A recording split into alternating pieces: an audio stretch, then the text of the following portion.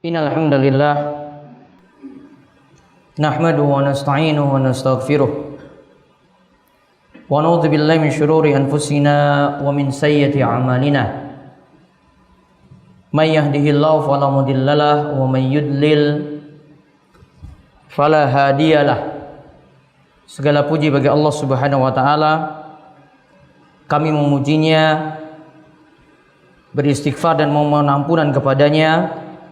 Kami meminta perlindungan pada Allah Subhanahu wa taala dari kejelekan jiwa-jiwa kami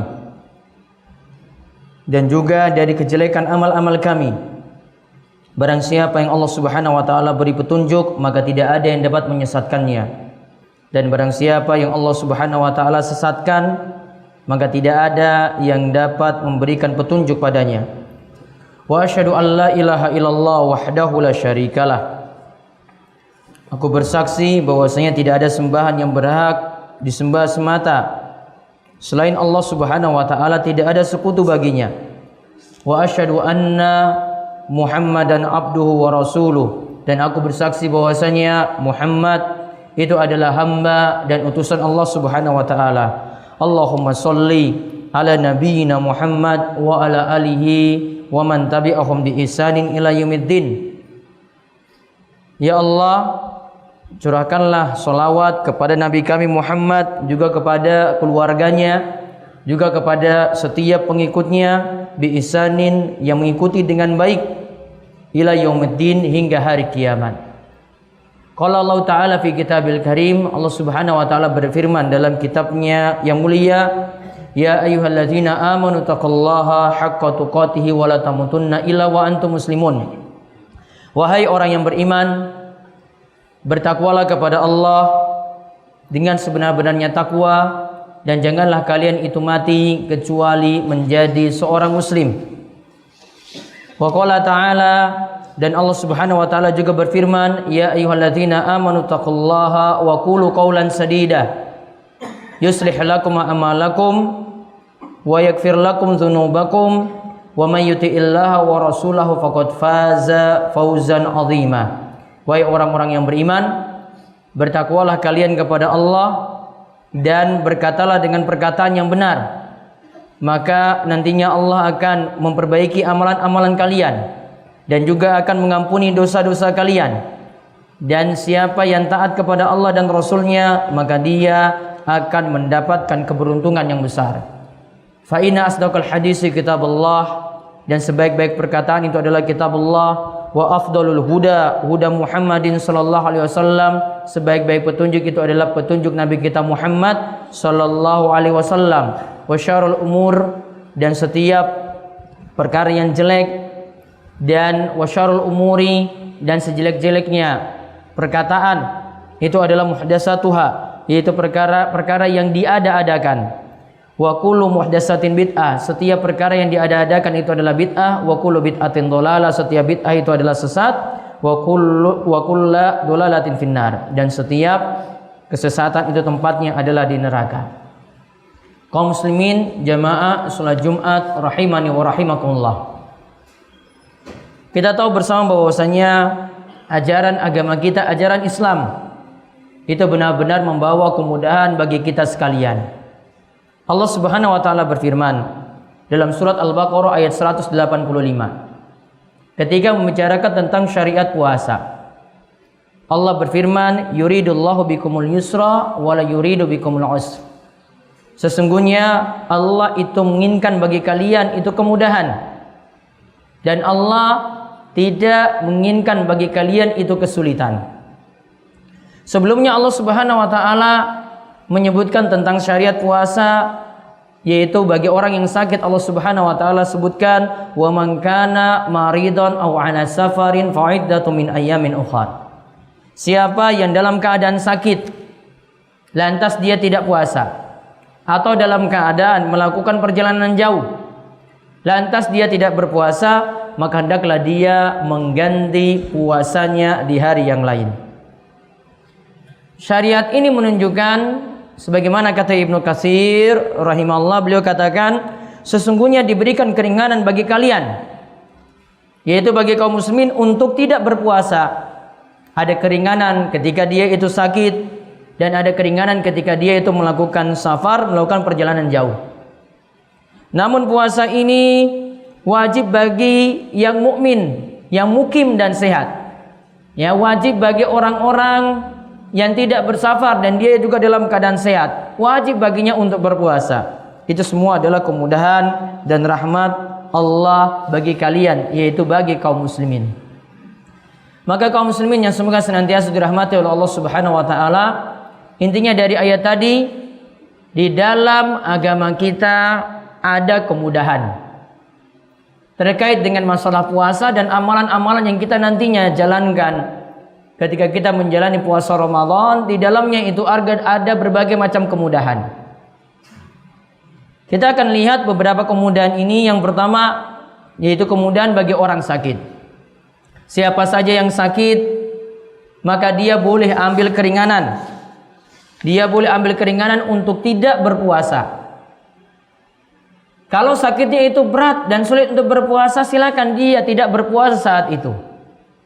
Allah Subhanahu wa taala sebutkan tadi dalam ayat Al-Baqarah 185, "Wa man kana maridan aw 'ala safarin fa iddatun min ayamin ukhra."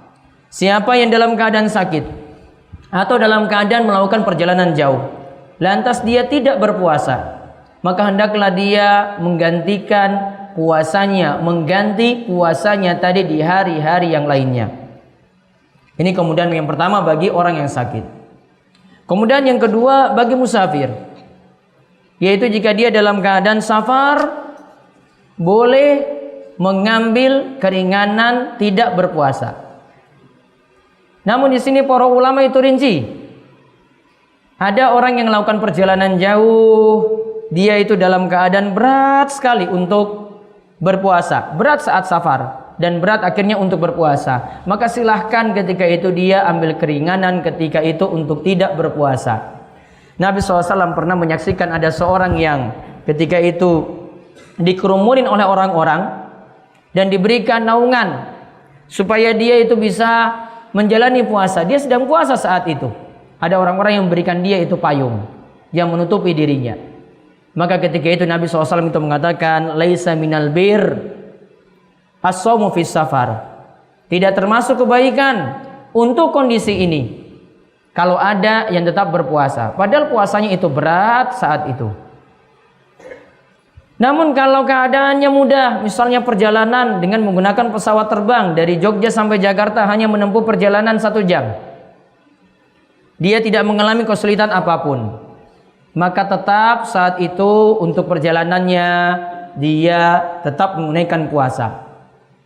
Pernah dalam suatu safar, dikatakan oleh Abu Darda, kami keluar bersama Nabi SAW dalam sebagian safar ketika itu dalam keadaan panas, sampai orang-orang itu meletakkan tangannya di atas kepala. Letakkan tangannya di atas kepala, keadaan yang saking panasnya saat itu.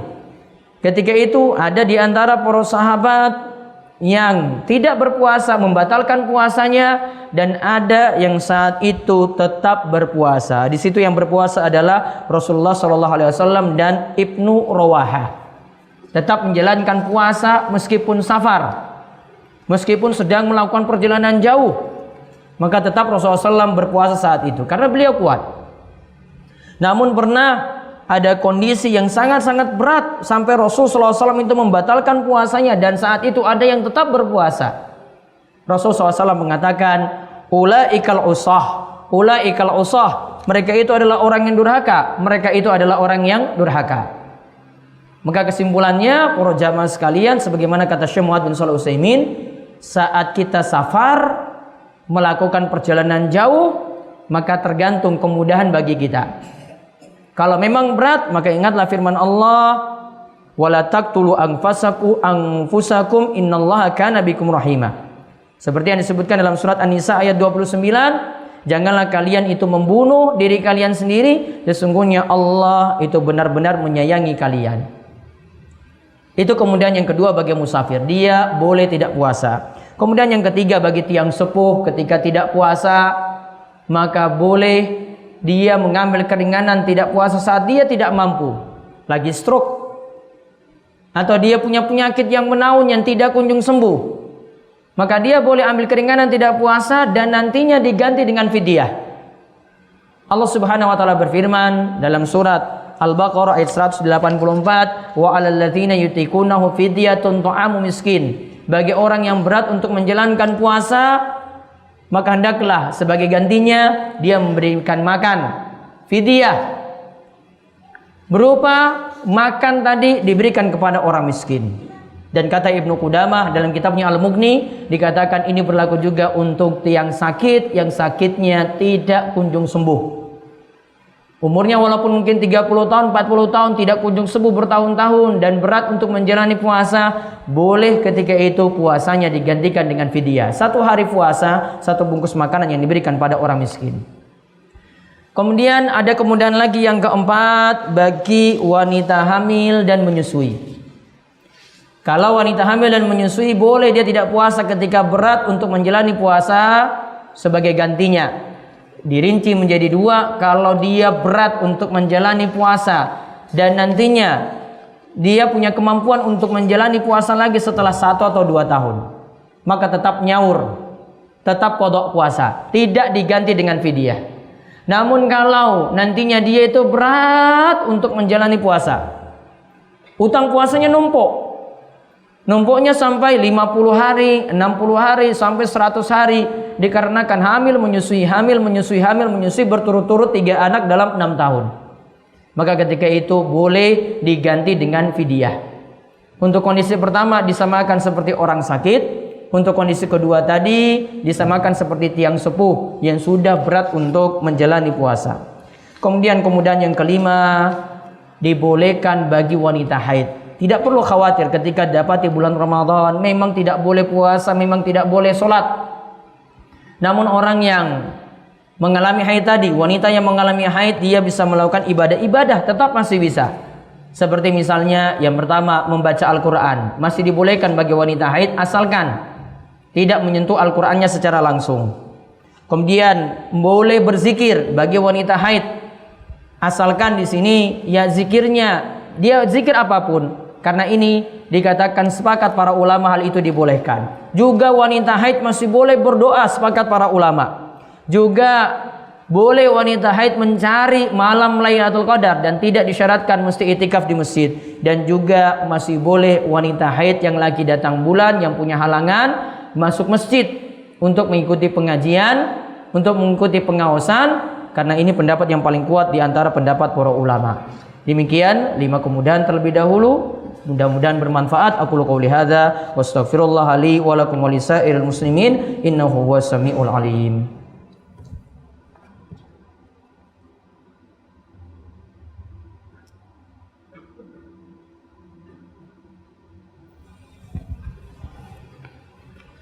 Alhamdulillahirabbil alamin. Segala puji bagi Allah Rabb semesta alam. Wassalatu wassalamu ala asyrafil anbiya wal mursalin. Dan juga salawat dan salam semoga tercurahkan kepada Nabi yang mulia dari para Nabi dan Rasul, Nabi Muhammad, yaitu Nabi kita Muhammad sallallahu alaihi wasallam, juga kepada wa ala alihi wa sahbihi ajmain, kepada keluarga dan seluruh para sahabatnya. Amma ba'du, ma'asyiral muslimin rahimani wa rahimakumullah. Ada lagi kemudahan yang keenam bagi orang yang berpuasa atau mendapati bulan Ramadan nantinya, yaitu terkait dengan sholat malam. Sholat malam intinya tidak dibatasi jumlah rokaatnya, boleh dengan rokaat yang sedikit, boleh dengan rokaat yang banyak. Rasulullah SAW pernah ditanya, disebutkan oleh Ibnu Umar, tentang bagaimanakah sholat malam. Ketika itu Rasulullah SAW itu menjawab, sholatul laili masna masna. Sholat malam itu 2 rokaat salam, 2 rokaat salam. Fa iza khasyiya ahadukumus subha shalla rak'atan wahidatan. Jika memang kalian itu khawatir mendapati subuh, maka cukup sholat 1 rakaat itu sebagai penutup sholat malam dengan sholat witir. Lihat di sini Nabi SAW tidak batasi jumlah rakaat sholat malam. Ketika ditanyakan tentang sholat malam, maka termasuk sholat tarawih, ini adalah bagian saking sholat malam, juga tidak dibatasi jumlah rakaatnya. Kalau itu dibatasi, harusnya Nabi SAW itu jelaskan sholat malam itu 2 rakaat salam, 2 rakaat salam. Kalian tidak boleh lebih daripada 11 rakaat. Namun Nabi SAW tidak menyatakan seperti itu. Maka boleh dengan rakaat yang sedikit, kata Ibnu Abdul Bar, boleh juga dikerjakan dengan rakaat yang banyak. Kemudian kemudahan yang terakhir, kemudahan yang ketujuh ketika melakukan i'tikaf. I'tikaf itu dilakukan di akhir-akhir bulan Ramadan seperti dilakukan oleh Rasulullah SAW di 10 hari terakhir dari bulan Ramadan. Perintah dari Allah disebutkan dalam surat Al-Baqarah 187, wa antum akifuna fil masajid, dan kalian sedang beriktikaf di dalam masjid. Jadi yang dimaksudkan dengan i'tikaf, kita berdiam di masjid untuk melakukan ibadah. Berdiamnya sedikit, sebentar ataupun banyak. Dikatakan oleh Imam Ibnu Hazm, karena di sini Allah menyebutkan i'tikaf saja, maka tidak dibatasi dengan berapa jam, berapa hari, tidak. Andai itu dibatasi, pasti akan dijelaskan kepada kita, dan Rabbmu tidaklah mungkin lupa, kata Ibnu Hazm. Kemudian Imam Al-Mardawi itu mengatakan waktu minimal i'tikaf. Untuk i'tikaf sunnah, begitu juga i'tikaf mutlak. I'tikaf sunnah yang kita lakukan di bulan Ramadan adalah pokoknya berdiam sejenak di masjid. Maka itu dikatakan i'tikaf. Oleh karena itu kalau ada yang bertanya, bolehkah i'tikaf cuma pada malam hari saja beberapa jam? Boleh. Bolehkah i'tikaf di siang hari hanya beberapa jam saja? Boleh. Itu sudah disebut i'tikaf. Yang penting kita punya waktu untuk meluangkan diri beriktikaf dengan membaca Al-Quran, dengan memperbanyak sholat sunnah, dengan melakukan amalan-amalan yang lainnya. Mudah-mudahan bulan Ramadan kita menjadi penuh berkah. Kalau kita sudah lihat tadi 7 kemudahan, maka sekarang tinggal kita mau beramal ataukah tidak di bulan Ramadan. Karena kalau ada kesulitan, agama kita itu memberikan kemudahan. Maka manfaatkanlah bulan Ramadan dengan baik, dengan sungguh-sungguh, dan mudah-mudahan Allah menjadikan bulan Ramadan kita yang akan kita ketemu nantinya menjadi bulan Ramadan yang penuh berkah, lebih baik daripada Ramadan sebelumnya. Dan moga Allah mempermudah kita berjumpa dengan bulan Ramadan, dimudahkan beramal soleh, dan di dalamnya kita bisa beramal sesuai dengan tuntunan Nabi kita Muhammad sallallahu alaihi wasallam. Di akhir khutbah ini kami ingatkan untuk banyak memperbanyak salawat kepada beliau sallallahu alaihi wasallam. Siapa yang berselawat sekali kepada Nabi, maka Allah akan membalas salawatnya sebanyak 10 kali. Innallaha wa malaikatahu yusholluna 'alan nabi ya ayyuhalladzina amanu shollu 'alaihi wa sallimu taslima. Allahumma sholli 'ala Muhammad wa 'ala ali Muhammad kama shallaita 'ala Ibrahim wa 'ala ali Ibrahim innaka Hamidun Majid. Allahumma barik 'ala Muhammad wa 'ala ali Muhammad kama barakta 'ala Ibrahim wa 'ala ali Ibrahim innaka Hamidun Majid. Marilah kita berdoa pada Allah, moga setiap doa kita diperkenankan di Jumat penuh berkah ini. Allahumma fir lil muslimina wal muslimat wal mu'minina wal mu'minat al ahya'i minhum wal amwat innaka sami'un qaribun mujibud da'wah. Rabbana la tuzigh qulubana ba'da idh hadaitana wa hab lana min ladunka rahmah innaka antal wahhab. Allahumma alif baina qulubina wa aslih dzata bainina wahdina subulas salam wa najina minadh dhulumati ilan nur wa jannibnal fawahisha ma dhahara minha wa ma batan wa barik lana fi asma'ina wa absarina wa qulubina wa azwajina wa dzurriyyatina wa tub alaina innaka antat tawwabur rahim waj'alna syakirina linni'amika musnina bi 'alaika qabilina laha wa timmaha alaina. Rabbana atina fid dunya hasanah wa fil akhirati hasanah wa qina adzabannar. Wa sallallahu ala nabiyyina Muhammad wa ala alihi wa sahbihi wa man tabi'ahum bi ihsanin ila yaumiddin wa akhiru da'wana anil hamdulillahi rabbil alamin.